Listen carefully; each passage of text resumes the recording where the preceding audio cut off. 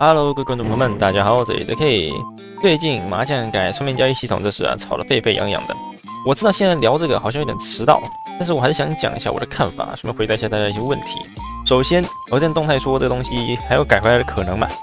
那隔天我就不这么想了，因为基本也同步发布了这个更新，可以说这个改动啊，应该是板上钉钉的事情，未来一定会改，但时间上不确定，而且机制呢也一定会再改，绝对不像是现在这个逼样。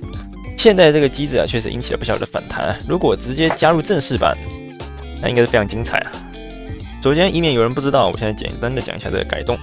第一，对应的附魔书必须向对应的群系的村民交易获得。这个表在这里，大家可以看一下。有些附魔书必须达到大师等级才能换，而且不会是满级。大师等级就是村民腰间那个牌是钻石牌。第三，无法交易到3叉戟和弩的附魔。也就是说，如果我们以后要用鱼叉5的3叉戟杀手，那这个成本就会提高很多。第四，救治村民只会打折1次，1元购可能将不复存在。麻将想要改这个东西的动机也很简单啊，就是自 1.14 以来，附魔台逐渐变得无用我就是那个没在用附魔台的另外，麻将也想解决玩家都不挖矿的问题，比如我就是那个不挖矿的。因此，现在增加了负 Y 轴挖到钻石的几率。同时，麻将也想增加玩家多外出探险的时间比例。1.20 整个更新就可以看出这个改动的趋势。村民改动只是来的稍微晚一点点而已比如说 1.20 那个锻造模板就是很好的例子。你想要获得玉髓装备，想要升级，你就必须跑图；想多拿，你就必须挖矿。麻将希望拉长玩家的游戏流程，就绝对是可以理解的。但对于村民交易动手这么老的一个体系实在是不怎么高明。对于老玩家而言，该有的早就有了，也不需要特别去弄了。对于新开存档的玩家而言，想要在生存初期获得更好的装备，那难度和流程的那是增加了很多。我们拿好装备，为的是什么？为了探险的时候保命。但是呢，现在又把我们拿好装备的时间拉得这么长，那我们最后不是反而会更晚出去探险吗？对于鼓励探险这一目的反而有些反效果。而且我相信应该很多人也不怎么喜欢被麻将这样子教怎么玩游戏。我稍微看了一下视频上面希望的改动方向，我稍微总结了一下，大家可以分以下几种。当然可能还有一些我没提到的也有可能我没看到。如果大家有什么想补充的，可以在留言区讨论一下。那第一种声音就是不要改，这应该不用多说那第二种呢，就是改没关系，那至少让村民更好的移动。村民有多么不听话，相信大家都知道，所以呢，可能可以加入个新的诱导机制。不过我个人认为应该比较不会往这个方向走，因为以现行机制而言，其实也没有多大问题基本上你就随便运个2只繁殖一下，剩下就是矿车的事情了，没有什么大问题运到其他群系也很简单，你就拿个矿车铺点铁轨，或者用个船都可以问题不大。不过这么改动还是有个问题就是麻将如果想要鼓励玩家多跑图、多探险，但以目前 MC 的群系分布来说，有可能会找了几千个都没有找到想要的群系。那最后呢，我们势必就会去枪克贝子上面去找。而且呢，这么做旅行的本身就带有目的，反而失去旅行最初的意义，适得其反。整个改动的核心逻辑就很有问题，还是说它其实就是冲着恶心玩家来的？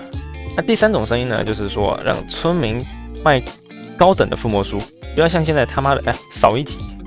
如果到现行方村民交易没办法获得最高等的话，那我们如果要拿到最高等，那我们势必就必须背附魔的顺序，否则我们最后附到我们的装备上面的时候，一定会出现太贵了，不然就是暴力点直接提升惩罚上限，这也没差。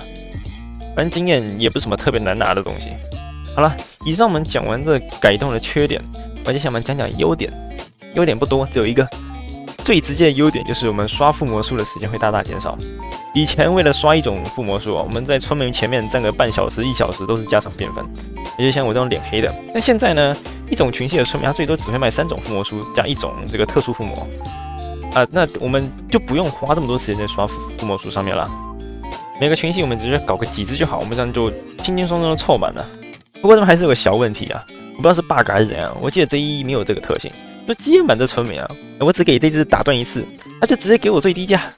我记得以前好像也不会直接给最低价但是可以确定的是，这个最低价不会是永久性折扣它最后一定会慢慢涨回去的。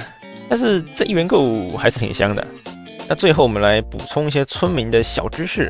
村民的群系啊，是算他出生的群系，而不是他现在所在的群系。也就是说，如果你不想要每次交易附魔书都跑得老远，那其实你可以在他在那个群系出生后直接运回家啊，这个就方便很多了。另外啊，如果你是在地狱或是中介弄村民的话，那他所属的群系一律都是平原，所以呢，如果你要做虚空交易所，那会有非常大的影响。你就一定要在主世界先刷好，然后再运过去。但是呢，运到中介有多麻烦，应该不用我多说。所以呢，这一刀是直接把这个虚空交易所砍到了半残啊，基本上用不了了，你就只能在主世界做了，否则你就要花很多时间。好，第二个旧存档绑定的交易在更新之后不会改变，也就是说呢，如果你以后确定要改，老存档可以先准备好这个部分。不过呢，大问题就是，如果村民死了，那就会非常的麻烦。好啦，以上就是我对这次更新的一些看法。整体来说有好有坏啊。个人认为坏的方面更多一些，不只是数值方面，包含手段方面，这样玩家玩游戏还是有点难以接受啊。